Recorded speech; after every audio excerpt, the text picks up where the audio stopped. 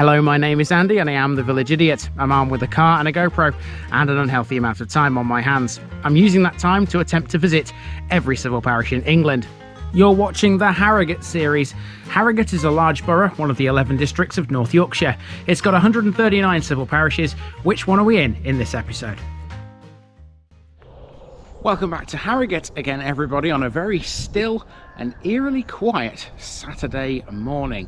Now, today's episode will feature a village, and as you can see, there is said village, another linear affair this one, just a walk from one end to the other. But this episode will focus mainly on something to do with the military. You may have watched the Dishforth episode last week, and if you remember from that episode, we talked about Dishforth Airfield and how it straddled the boundary between that one and this one. That's going to form the meat of this particular episode. Welcome to Norton le Clay.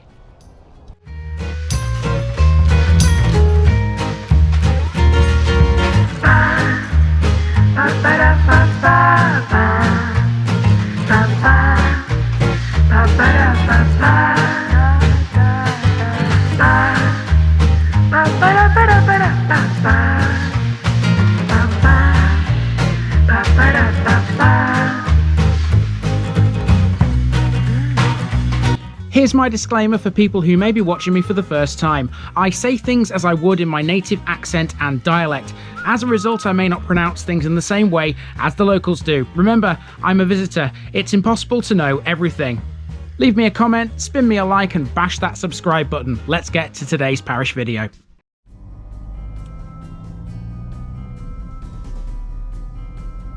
Norton le Clay, North Farm in the Clay. Hello again, Harrogate people, and welcome back to your lovely bit of North Yorkshire. This time around we've come to Norton le Clay, a tiny village on the edge of Dishforth Airfield. This one's going to be split into two distinct parts. First of all, we have the village, a linear one that stretches for about half a mile from end to end on a gentle bend in a country lane. It's all about farming again, this one, but there are a few hidden gems in it too, like its former church, an old pub, and a house that has a wartime connection. It's also another thankful village. The second part of this video will focus more on the airfield, which lies partly within the boundaries of Norton le Clay and partly within Dishforth. The airfield is where most of Norton le Clay's population live, in housing that was linked to the airbase. Dishforth Airfield is still controlled by the MOD, even though its flying days have come to a close now. It was opened in 1936 and was pretty active during World War II. Later, under the control of the British Army, it was the first airbase to receive the Apache helicopter. Only part of it is publicly accessible, so we won't be able to see it all. Mind you, we'll still give it a good go. Come with me around Norton le Clay and let's see what this mixture of military land and farmland has in store for us this week.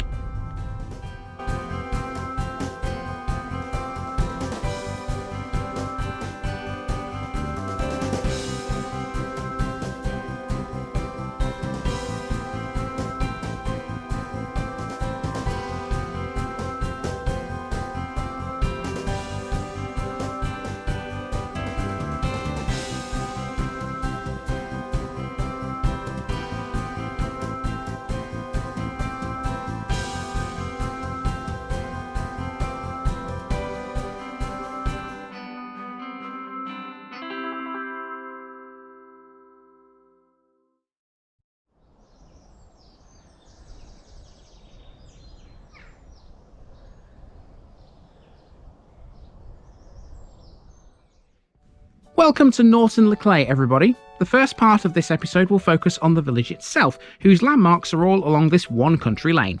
It's all about farming today here, but looking at the properties does reveal some past secrets. This one used to be an old blacksmith shop.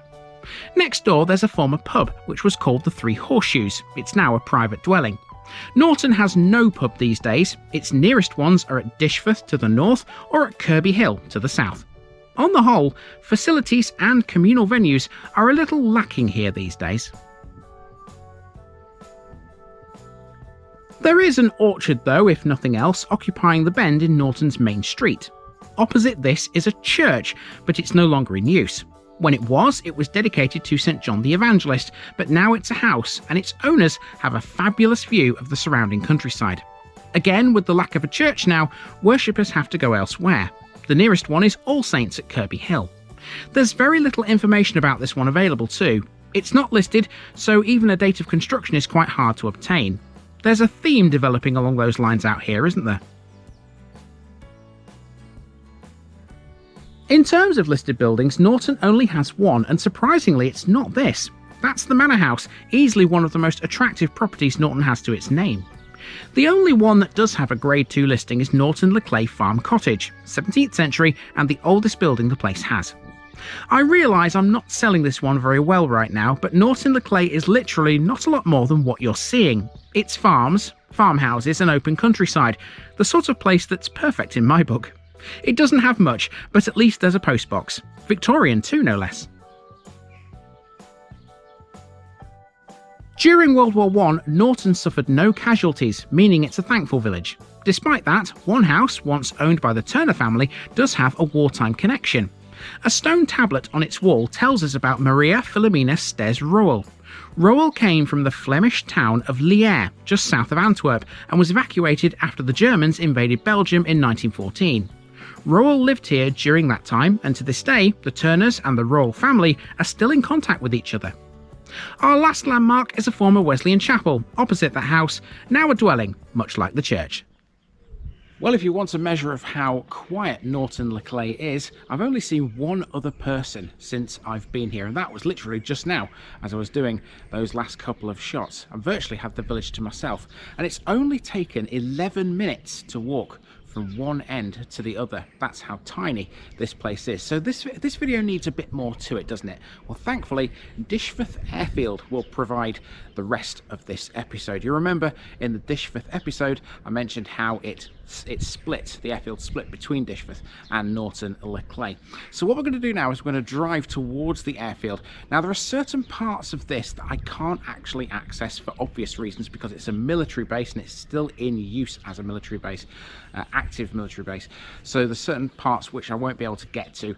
So most of this will be done in pictorial form, but there are some bits that we can drive around. There are civilian parts. Let's go and see what we can get.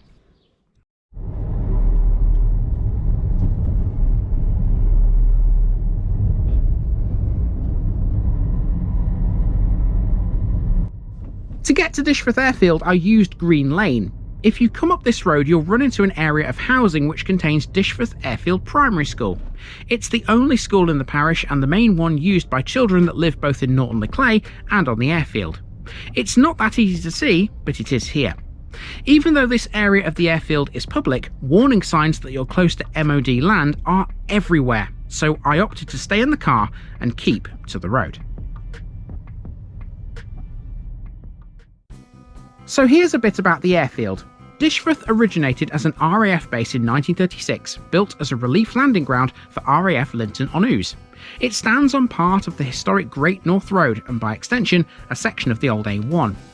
At the beginning of World War II it became part of 4 Group RAF Bomber Command and was used for recruit training. Between 1939 and 41, RAF No. 78 Squadron used it to launch night operations using Whitley bombers. For the remainder of the war years, it was used by No. 6 Group Bomber Command and was a substation of RAF Topcliffe. Many units were based here, and so too were several aircraft. For the aviation experts out there, these included the Blackburn Beverley, the Scottish Aviation Pioneer, and the Douglas Dakota. The latter of those was a transport aircraft, and Dishforth had 3. They were used to support Operation Buffalo and Operation Antler, the British nuclear tests at Maralinga in Australia. The machines were later relocated to Christmas Island to support a series of nuclear tests in the Pacific Ocean. From 1962, the station also became a relief landing ground again, this time for jet provosts from RAF Leeming. Vulcan bomber aircraft were also sometimes seen here, dispersed from RAF Scampton during any hostilities in the Cold War. Eventually, the RAF would cease its operations at Dishforth. For a short time during the 1970s and 80s, part of the base was used as a police training centre for most forces between Northumberland and Hertfordshire. The base was transferred to the Army in 1992 and became known as Dishforth Airfield. It was the first base to receive the Apache helicopter and had 16 of them divided between 2 squadrons. In 2007, Apaches from Dishforth took part in a rescue mission at Jugroom Fort, which involved Marines being strapped to the sides of them as they flew into Taliban territory. Between 2007 and 16, Dishforth had 3 squadrons of Lynx Mark 7 and Mark 9A helicopters. The airfield underwent a major expansion in 2016. No. 6 Force Logistic Regiment of the Royal Logistic Corps moved here from Gütersloh in Germany in that year. The Army Air Corps Regiment later disbanded, and most of its soldiers were moved to RNAS Yeovilton in Somerset. The Army still have a presence here, but the MOD have stated before now that they do intend to close it eventually. A speculative date of 2031 has been mentioned in some circles. Whatever the future holds for Dishforth, its long and important contribution to the UK's defence certainly can't be denied. So one question remains, I suppose. Where are all the houses? Well, they're right here, in 3 distinct clusters south of the old runways. This would have, for the most part at least, been tied housing for the airmen and soldiers that were stationed at Dishforth. Speaking of units that were stationed at the airfield, Dishforth should be of great interest to my Canadian viewers. No. 6 Bomber Command, active here between 1943 and 45, was made up of mainly Canadian airmen. The cemetery in Dishforth Village, you'll recall, has 78 Commonwealth War graves, the majority belonging to members of the Royal Canadian Air Force. The Canadians were also heavily associated with RAF Topcliffe, so we'll be talking about them again in a future episode. For now though, that's pretty much it for Norton le Clay, and by extension, Dishforth too. Next week, we'll be heading down the A168 again as we find ourselves in a village that's had more than its fair share of controversy when it comes to motorway services. If you're intrigued, come back for more in 7 days' time.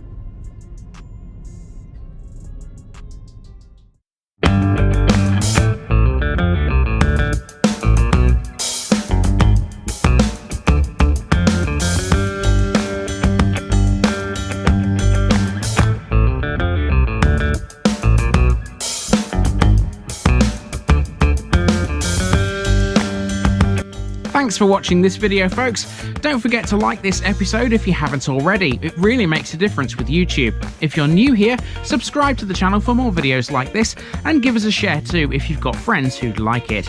You can find all the links to my social media accounts below, as well as my Buy Me a Coffee page where you can donate to the channel. Also, if you've enjoyed this episode, have a look at some more videos in this series. Until next time, I've been Andy, also known as the Village Idiot, and I'm out.